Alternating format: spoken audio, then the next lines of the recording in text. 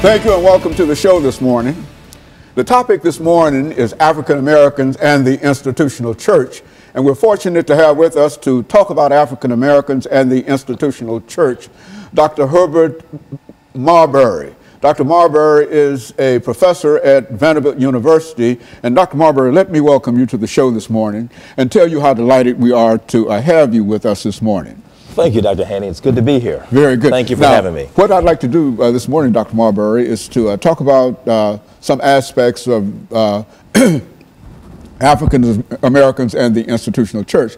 But before we do that, let's get into some information that will give our audience about you, your background, your education, and some of the things that are important in your life. And then we'll have an opportunity during this first segment to deal with that. And then we'll have our break and we'll come back and deal with African Americans and the institutional church. Let's do it from that perspective. All right. Well, I was born here in Nashville, Tennessee. My father was here serving as the chaplain at the prison prior to the prison that preceded Riverbend. And my mother came to join him, left a career in social work and teaching to join him. And we lived here for about a year and a half. Moved to Atlanta soon after that. And I grew up in Atlanta as a son of the church. Third generation United Methodist minister on my father's side, and fifth generation United Methodist minister on my mother's side. And I grew up in those kinds of churches where each and every day God was made relevant to the issues that we faced, the challenges that people face, particularly black churches and those black congregations that cared about the world that we had to deal with. And so you didn't have to wonder whether God was real, and you didn't have to wonder whether the love of God was real. You felt it inside those caring communities.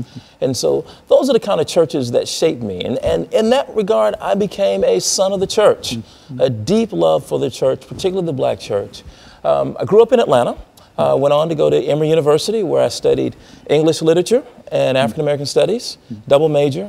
Went on to study at Gammon Theological Seminary at ITC, and studied biblical studies and theology, and finally completed my education here again in Nashville, where I took a PhD in religion at Vanderbilt.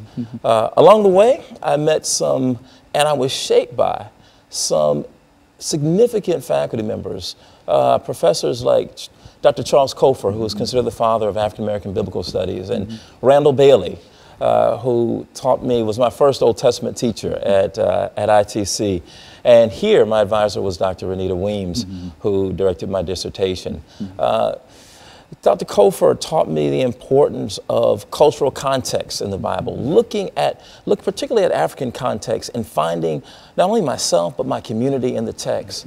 And Randall Bailey taught us how to think critically about the problems we faced and how those problems were made relevant in our own interpretations.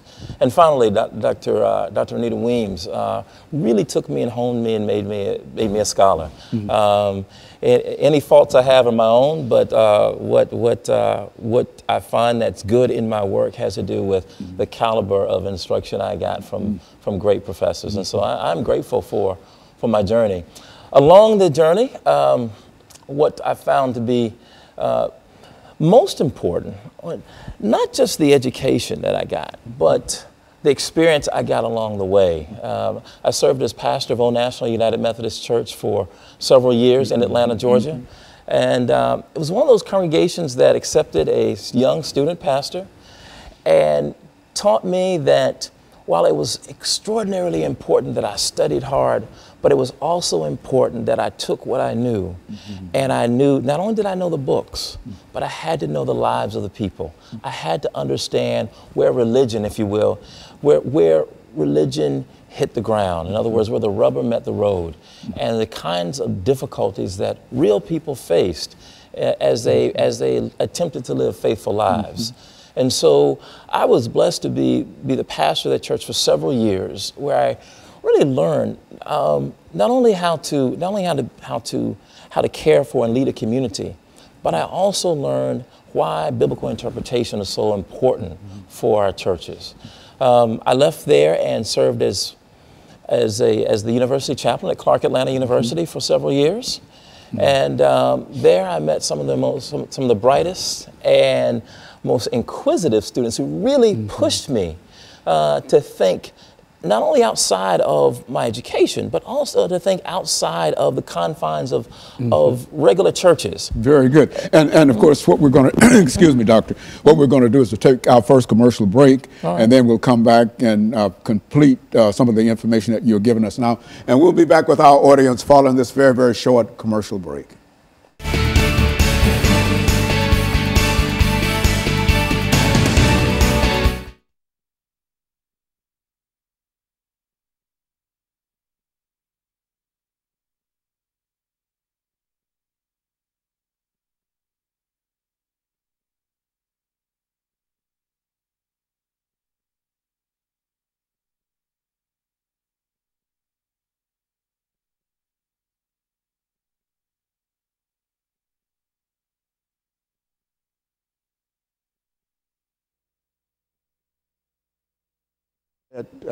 Was she at Vanderbilt University? Yes, she was my advisor at Vanderbilt, yes. That's, when was that, when she advised you at Vanderbilt University? That would have been 97, 98. Yeah, I think I met her about that time. Yeah, I was till about 2002. I graduated 2002, 2003, yeah. Yeah, very good.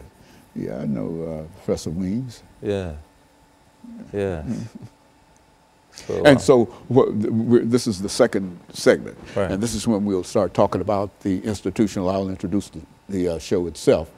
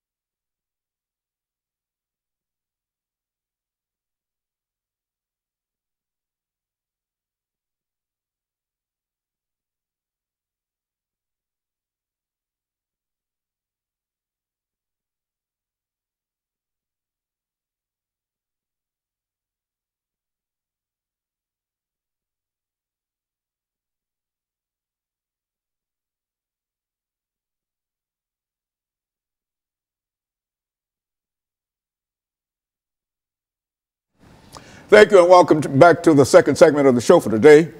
We're talking to Dr. Herbert Marbury from Vanderbilt University, and he's given us some information in reference to the institutional church. And he's also given us some excellent information concerning his background and some of the experiences that led him to us this morning. And so, Dr. Marbury, let's see if we might be able to pick up where we left off and to have you to start talking about African Americans and the institutional church from your perspective. Well, I think what's foundational for the institutional church for African Americans, and perhaps foundational for most churches, but particularly for black churches, is the Bible. You find it in the pulpits. We preach from it. It is our authority for our moral life, and it is for most Christian communities the Word of God. And I tell my students, every time they step into a pulpit in the midst of a community of believers and they speak from the Bible, they are speaking for that community. What is the Word of God? And so one of the things that captured my attention when I was a student at ITC and then later at Vanderbilt, I had good professors like Professor Victor Anderson and Professor Lewis Baldwin, who interests me not only in ethics, that is how black communities think about what's right and wrong, but also interested me in the history of the black church. And from that standpoint, I wanted to know, well, why do churches in general think of the Bible and use the Bible so differently? For example, you look in Nashville and you've got churches from one end of the city to the other. And on fundamental issues, we disagree, and yet the same book is being preached from our pulpits. And I began to wonder, well, what's going on? It's not the book is the same. What's going on in the way that we interpret these texts? It's the interpretation of Absolutely, the books. it's the way. And so I wanted to study how African Americans historically have interpreted the Bible. And so that's the reason I wrote Pillars of Cloud and Fire.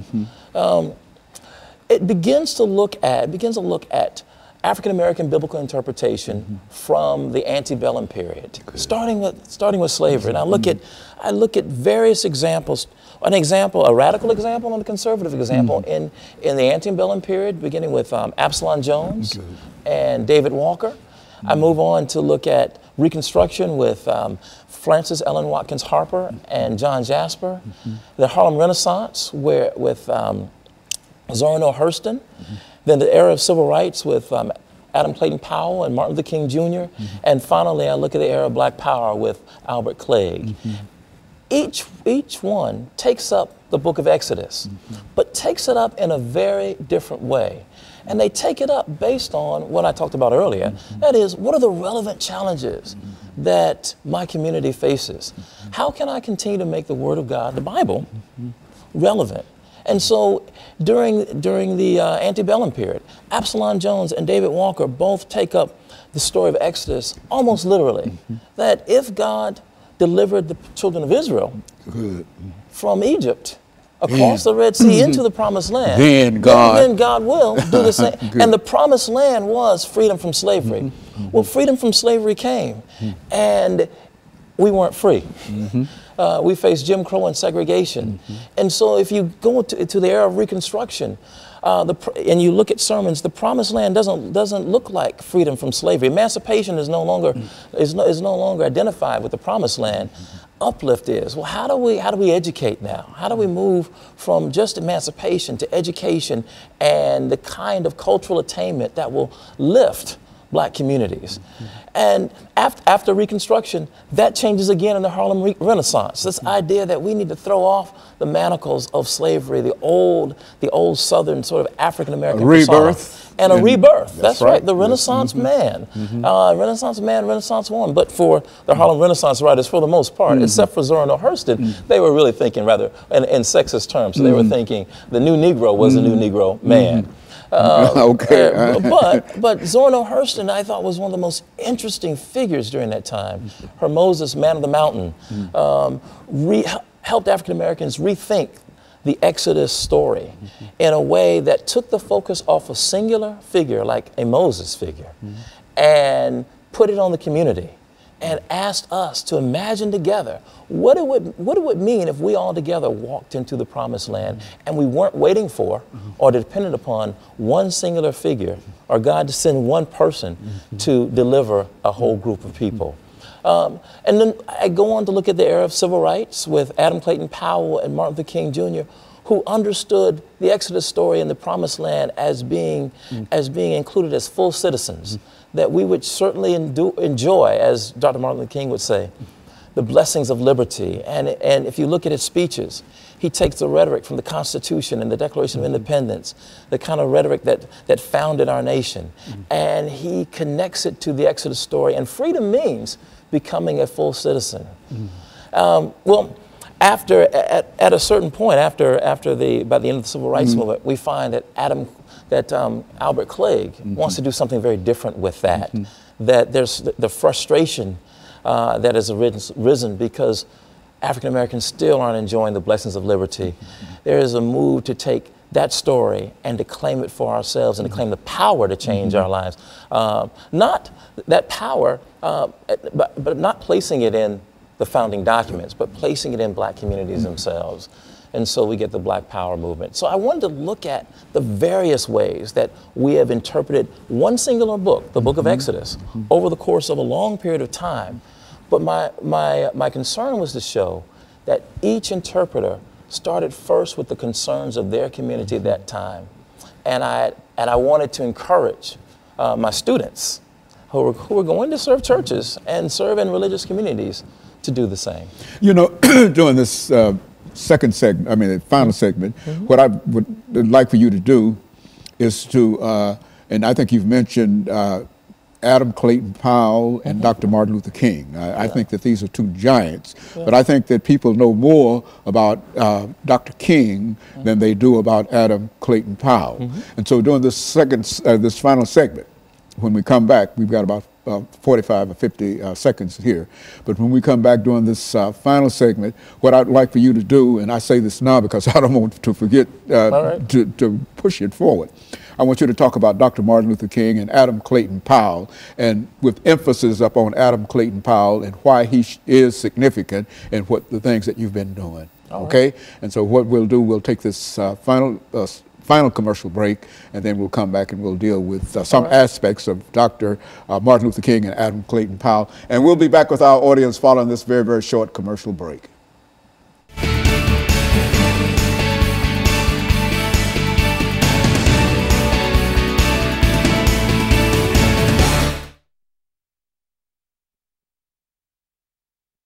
You look like you've been doing this all your life, man. I got no, this is my first time. Oh, man, you're good. Because you got the information. That's what makes you good. See, when you have the information, then you can do it. Yeah, see, and so when we come back during this final segment, I'll introduce the show again. But and in case I forget, but what I'd like for you to do is to look at these two personalities within the context of all the things that you've studied about them and writing your book and books and et cetera, and to look and to examine those two individuals, Dr. Martin Luther King and Adam Clayton Powell, and point out whatever the similarities or difficulties and et cetera, whatever you want to talk about. But I think that would be good to end this, because these are the two most important individuals in terms of contemporary black society and the institutional church. You see, and I'd like to know more about about this myself. You see, and so when we come back, we'll do that. We'll do this. We will have, excuse me, we'll have 10 minutes to do this. I need some water myself. Yeah. Okay, very good. Thank you. Now. HMarbury6. Yes, that's it. Okay, well, I have to do that every time. See, you're giving us some excellent, and I don't want to make any noise.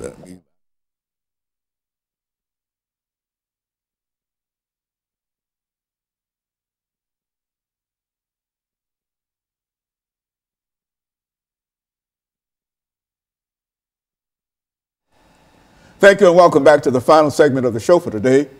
We're talking to Dr. Herbert Marbury from Vanderbilt University, and he's giving us some information in reference to African Americans and the institutional church. Doctor, let's see if we might be able to pick up during this final segment to talk about what I consider to be two very, very significant individuals that you've already mentioned, Dr. Martin Luther King and Adam Clayton Powell. And let's see what you know about those individuals and how they fit into what we're trying to do at this particular time. Right. Well, in the chapter on the Civil Rights Movement, I take up Dr. King and Adam Clayton Powell as a pillar of cloud and fire. Dr. King as a pillar of cloud, and and Adam Clayton Powell as a pillar of fire. And when I say pillar of fire, I mean someone who kind of brandished, if you will, his brashness, a boldness, a certain radical nature.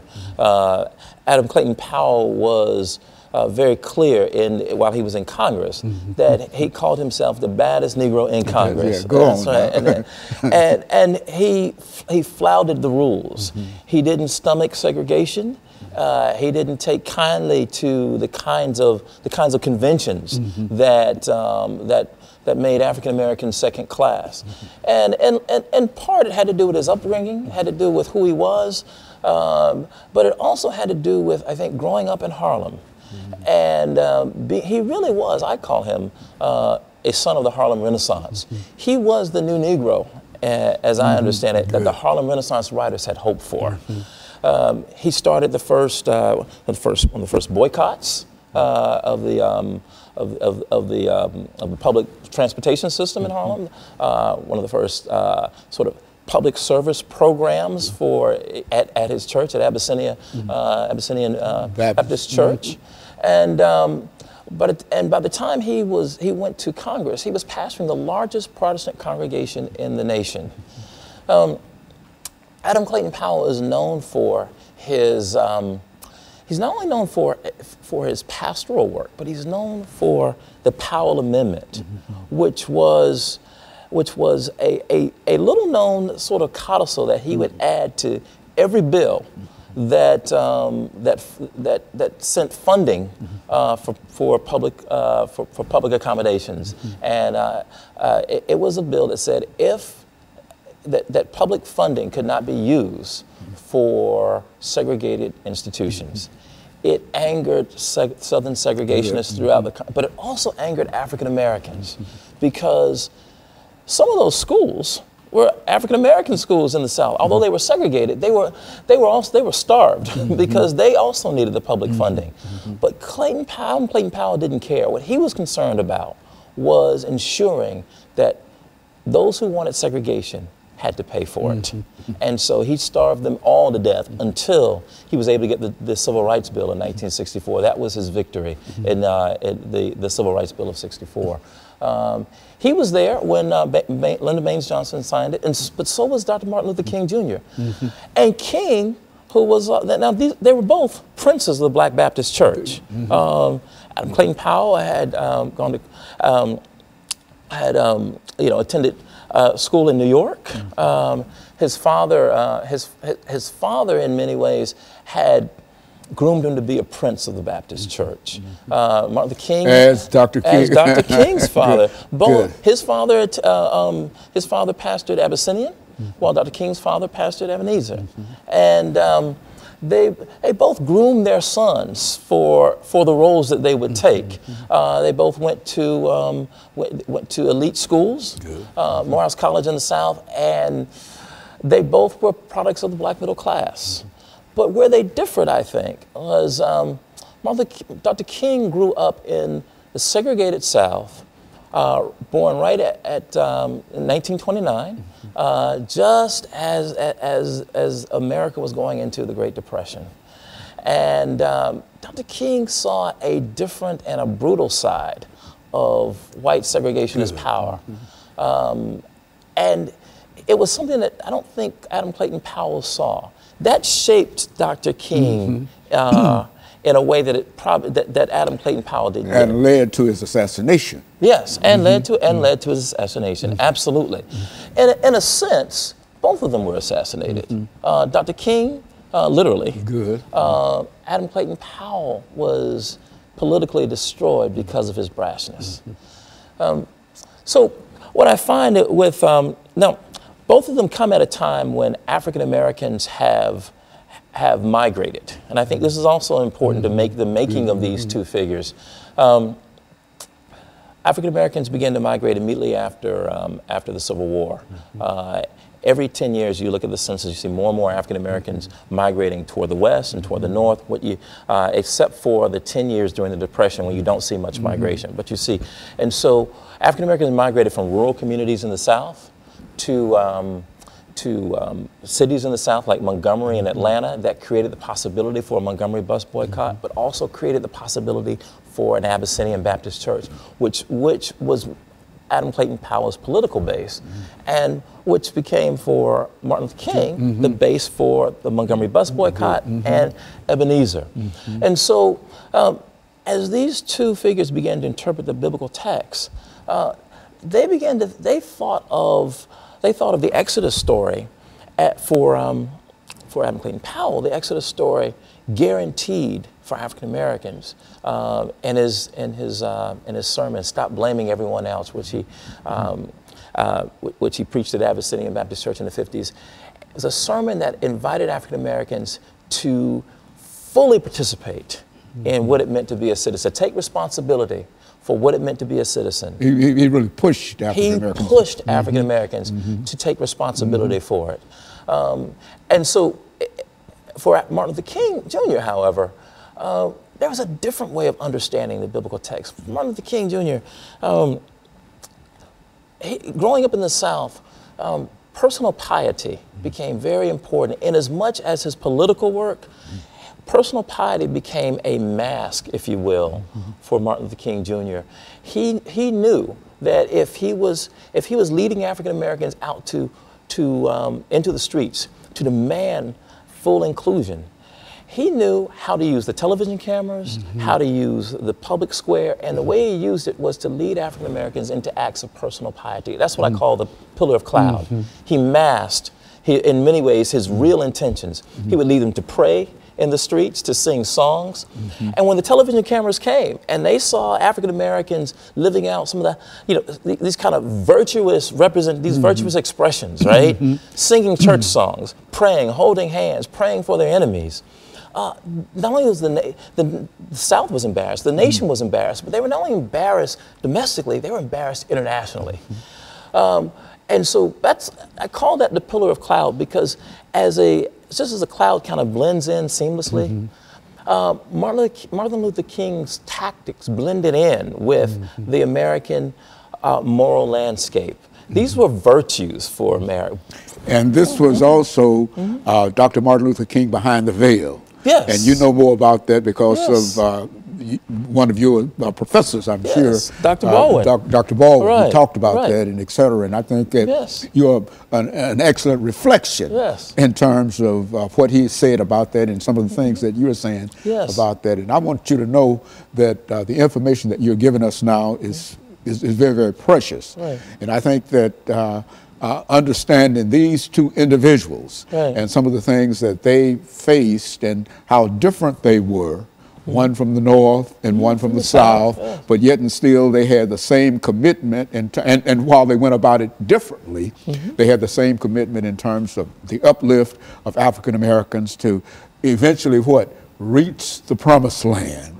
And I think that that's what we're still trying to move toward. And that's what we're still trying. That's what I hope that as you read my book, but as we think about biblical interpretation today, we face police shootings of Black and brown, African American and Hispanic, unemployment, high underemployment, and questions around whether or not we can provide adequate education and health care. And I want to know, why is it that we have to go out into the streets to hear the word of God that Black Lives Matter? Why not in the church? Now, to be sure, there's some churches who are doing that. But my question is, how do we interpret the Bible in ways that are relevant for us? Very good. Let me thank you, Doctor, during this last few seconds for coming by and giving us that excellent information. And let me encourage you to tune in again next week for another informative edition of Comments. Thank you and good morning. Thank you very much.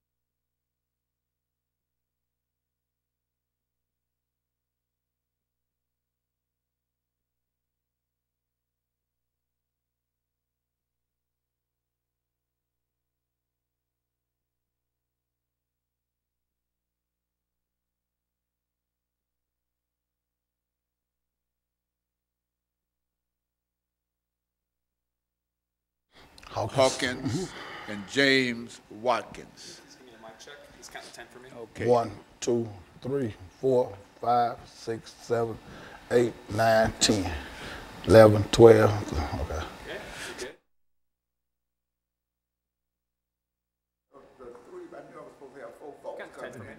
1, 2, 3, 4, 5, 6, 7, 8, 9, 10. Okay. Yes, sir. My name is Dr. James Haney. Okay, so what we'll do, Mr. Hawkins and Mr. Watkins, is to maybe, let's see, you say you've been involved in this for 20-odd years, dealing with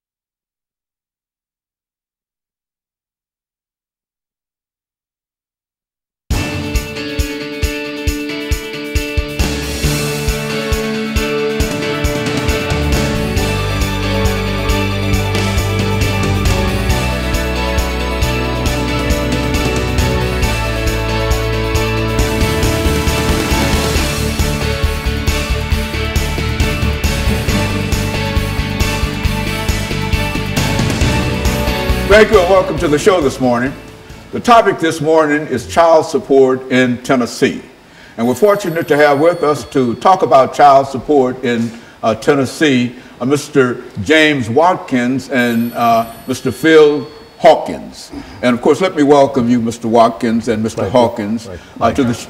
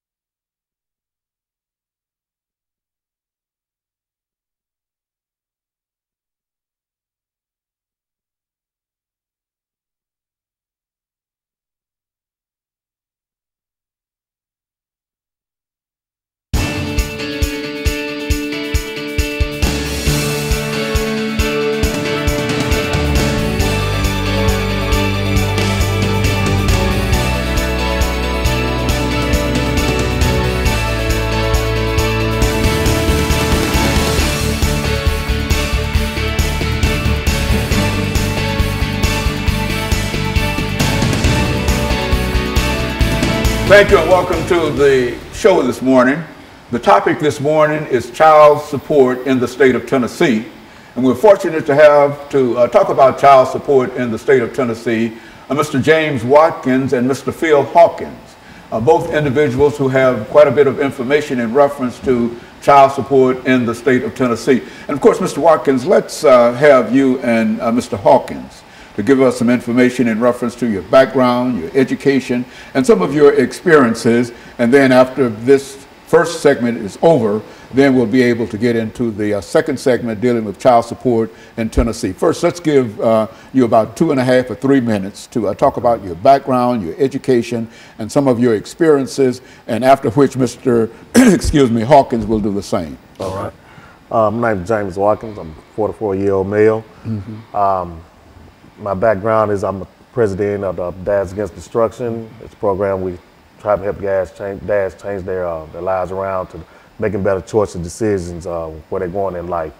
My background in education, I attended White Creek Comprehensive High School. I left school in 1991. I left from there. I didn't graduate, but I did a few years later, wind up getting my GED. Then after I received my GED, I went on off to college in Flathead Valley Community College. That's in Montana, Kalispell, Montana. So that's my education. And then what I have to deal with child support is I've been dealing with child support for over 20 years.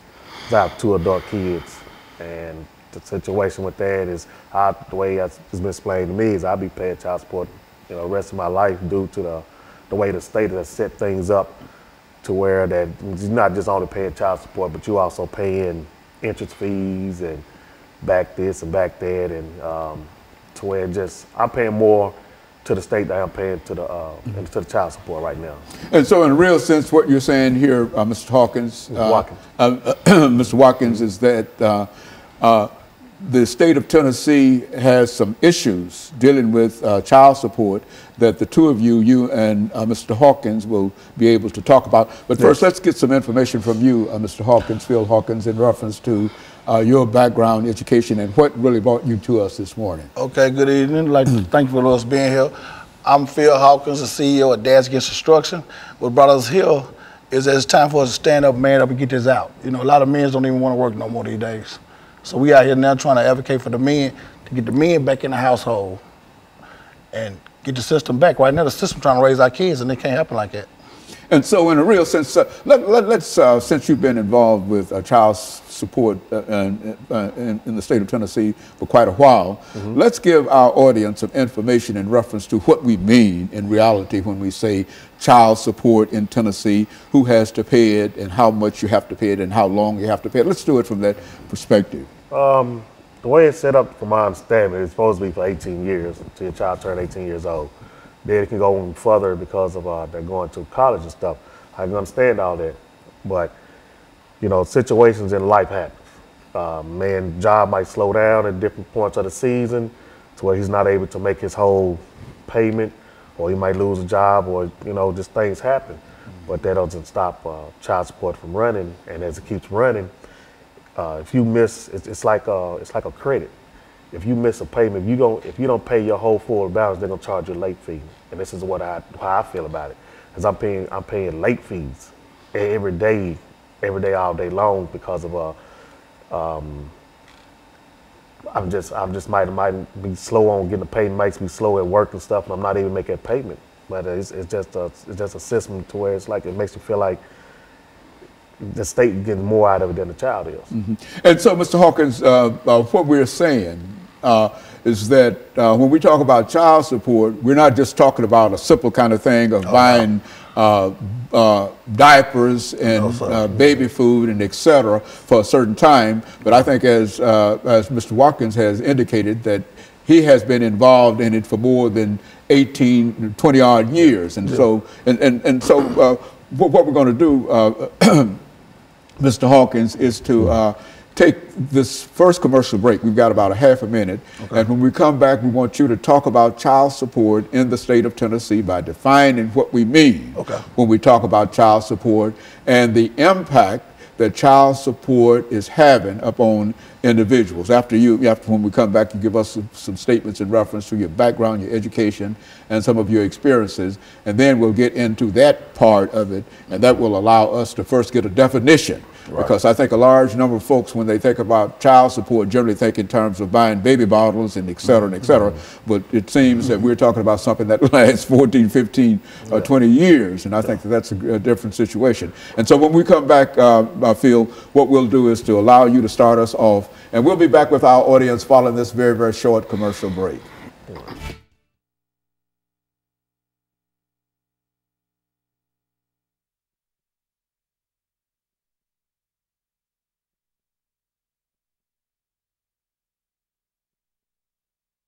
About child support in Tennessee. This is where you start, because you're going to have 4 minutes at least before you turn it over to him. You listen to what he's saying, and anything that you think that you might be able to elaborate upon or whatever, or to expand it or whatever. I'm learning something, because I was of the impression that child support, you know, I know there might be some situations in reference to it, but I didn't know it was a lifelong kind of situation. A judge told me, he said, you'll be paying child support the rest of your life. One way or the other. Yeah. Is that program? What he told me. Yeah, program where the man can't win. Well, that's what, if y'all see some problems with the issue of child support and et cetera, we're not talking about something that we're trying to neglect children or whatever, and et cetera. But what we're trying to indicate is that it creates a problem for... big problem. I'm out now trying to get a bill passed, a law passed, to give men 90 days. Okay. Okay, so anytime you're ready. Then. Okay, so we're going to come back and...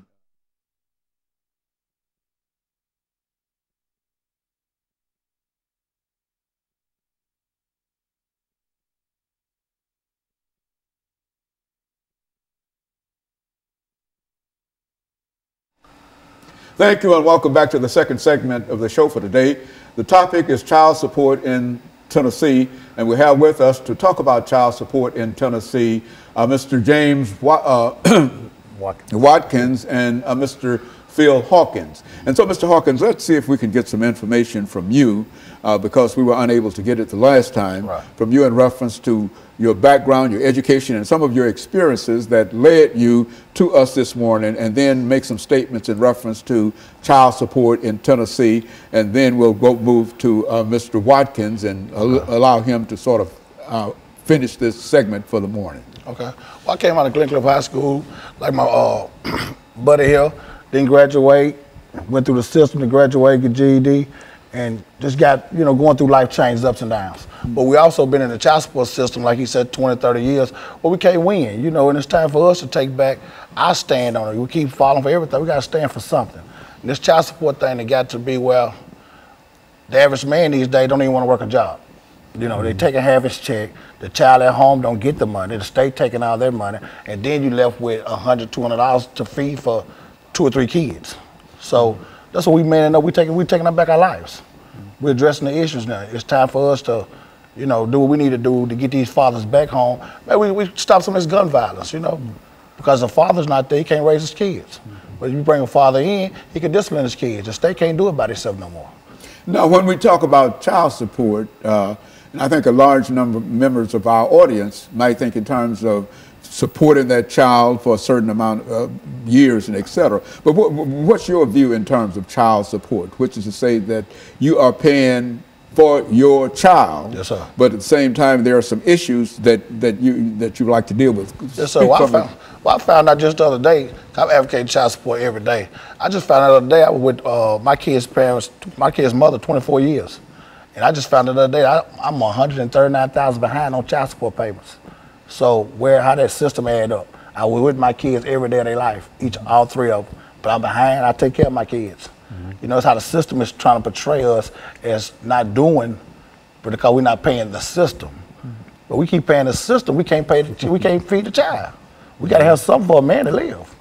And so are you still with your wife? No, sir. But you're still paying to support your children every day. And you feel that they're taking more money out of whatever salary you have. Yes, sir. and some of that money does not go to the child. None of the money go back. But the money, for the most part, goes to the state. Yes, sir. What do you think about that, Mr. Watkins? I mean, it is true, as you just asked me, without going towards the child, it's true. I've had the mother me called me and asked me, well, when is your job going to send the money? I said, what do you mean? It's coming out of my check. Well, they send it when they want to send it.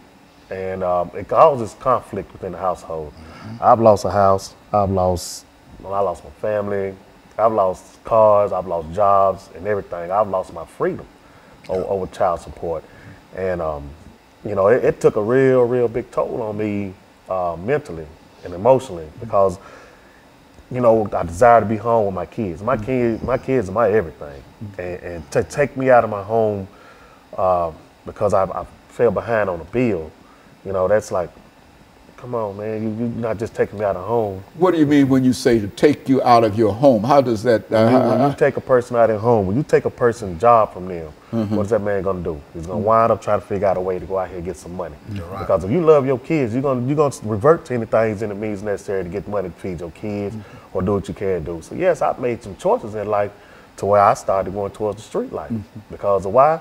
Because every time I turned around, I was getting harassed. I was getting harassed by the judges to the point to where they was like, well, this is the state law. So is it state law? Then okay, if I can't make this money, you taking all the money, my kids not getting fed, my lights getting cut off, this is happening.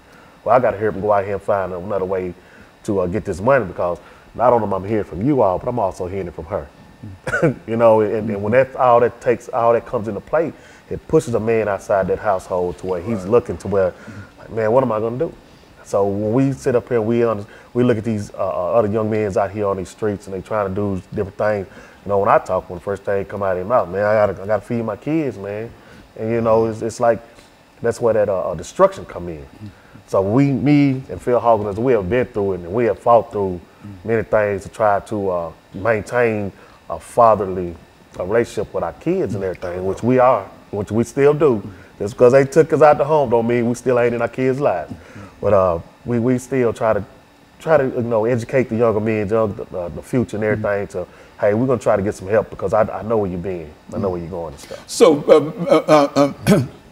Phil, when you think in terms of child support in Tennessee, what would you consider to be the most destructive thing that the state of Tennessee is doing in order to either help you or prevent you from really supporting your children? I mean, the first thing they're doing, they need to let the dads or father be a father. The state cannot raise or come in a household and raise kids. And that's what they're doing. They make sure the father's not there by leading the mother wrong. Make sure the father not there. So there you go. You got a son and daughter just being raised by the system. And we already know that's going to lead to a broken cycle. So we are here now trying to bring that cycle to fix the broken cycle. You know, to get this right, bring the fathers back in the home, take care of the kids, take care of their families. It's just a man-up process. You know, we need help with it. And so if the state is paying that household child support, the father cannot be in the household. Is that what we're saying? That's right. And so which means that I think, as you were indicating, Mr. Watkins, that sort of pushes you out into the street. Yeah, you see, in order for her to receive. A man is going to try to figure out some way to not only that you push that man outside that household, but he also got to go find a house to where he got to stay now. Right. So that's another bill. That's another situation where he got to, like, okay, he got to go and try to wind up in a shelter. You're going to wind up in a hotel. You're going to wind up in a friend's house. You bouncing around in different places, trying to live and trying to provide and stuff. It takes away your self-esteem. Downhill spiral. Yeah, and that's what we call destruction. So it's when you know, it does a lot of good, but then also it does a lot of harm too. Because when you take that man out of that household, then you got these young boys running around here, and then you telling me I can't discipline my child. Then you go to school, you get in trouble, you get secret indictments out on you because of you discipline your child because your child said it. Well, the man in the household doing something wrong, so let's get him out of here. No, not every man is doing something destructive to tear his child down. So there is, over the last 22 seconds we have in this segment, there is no father in a household where there is child support. That's right. Right. And the ones there, the state still want their money too. Yeah. That's a no-win battle. And that creates a real problem. And of course, what we'll do, we'll take this second commercial break, and we'll be back with our audience following this very, very short commercial break.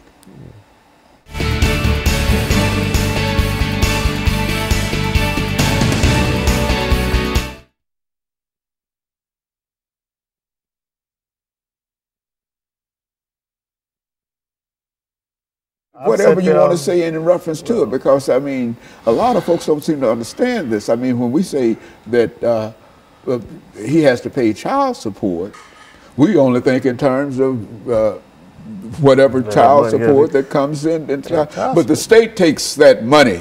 Yeah. If you got a job, the state takes your money before you get your money. Yeah, child support is not just taking money from you. Child support is being in that child's life.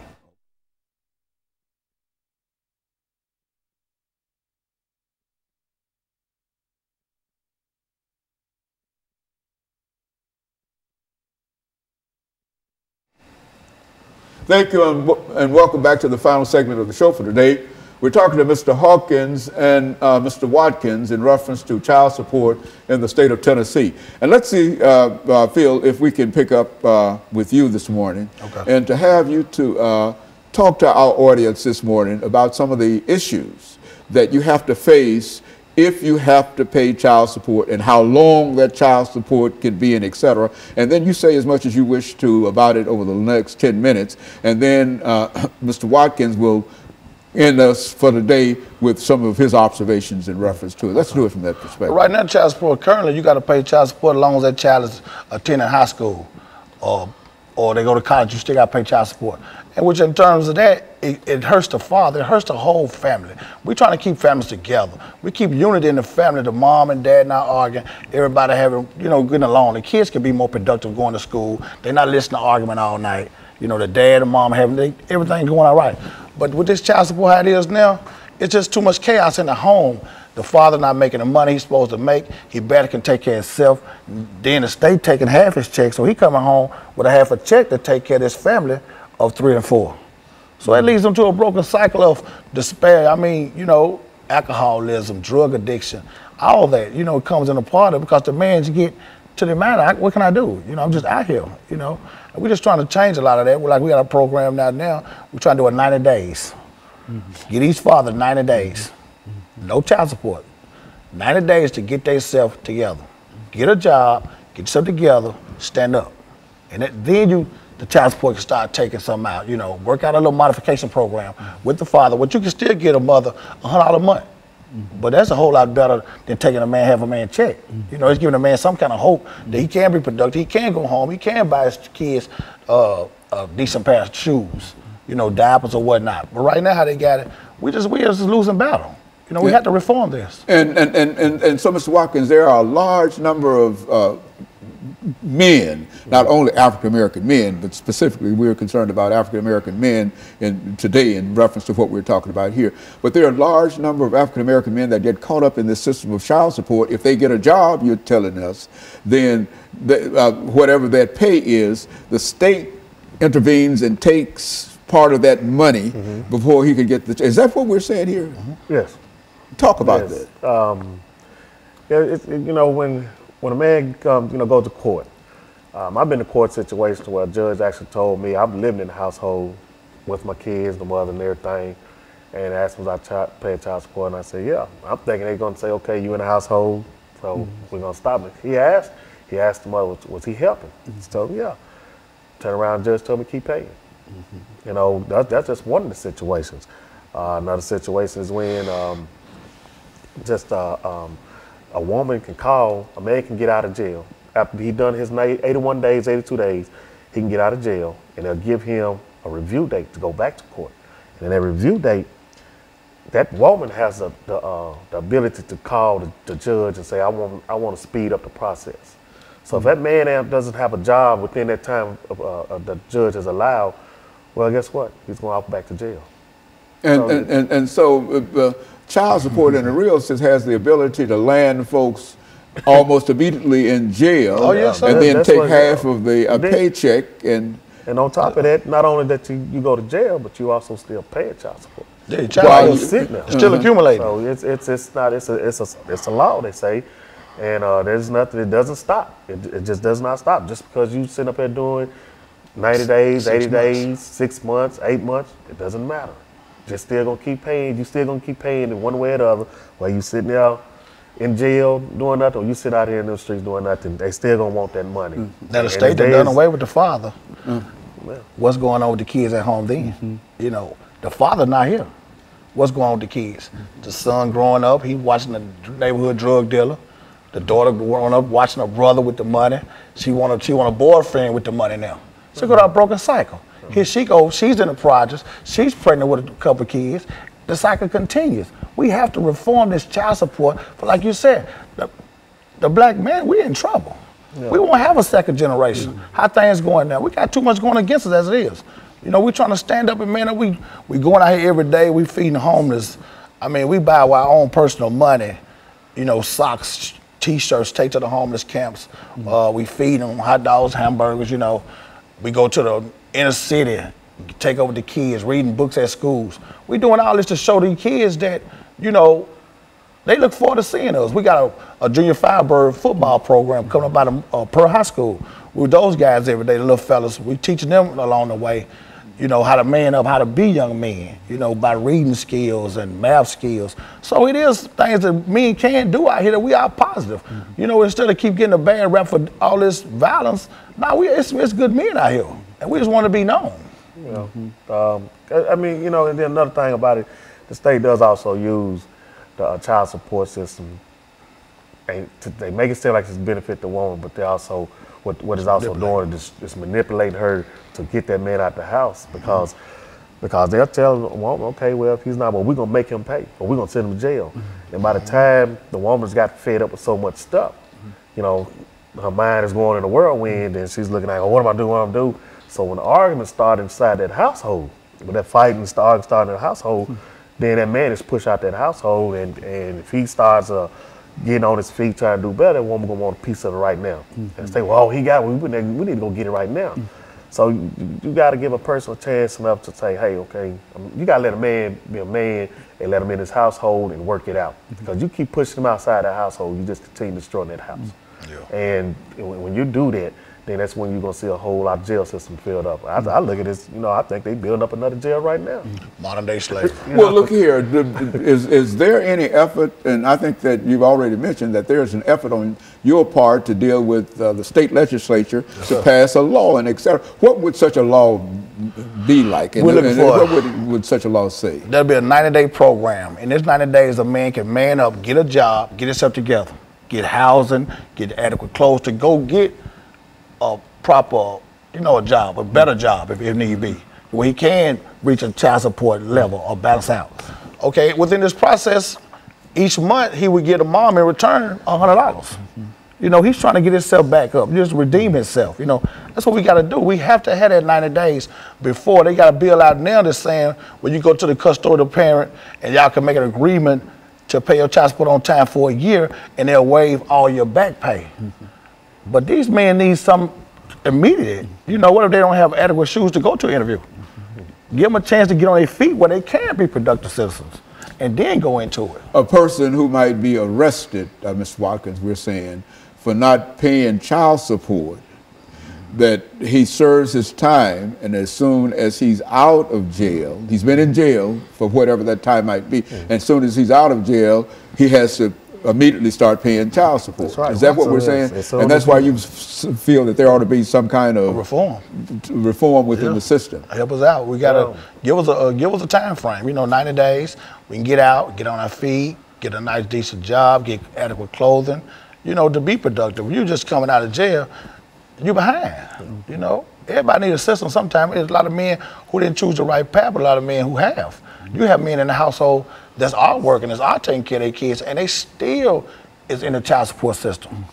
You know, so it's a no-win situation for us. So it's a real problem when a mother decides that she's going to have that individual, her husband, to pay child support, that it's created a real problem for him. Is that what? Oh yeah, because you're taking the man's self-esteem away from him, because you know, a man that's living inside a household, taking care of his kid, prides himself off of that. You know, and when you keep talking about money, and then this man go out and work a legal job, and you make him feel like, hey, it's not enough money.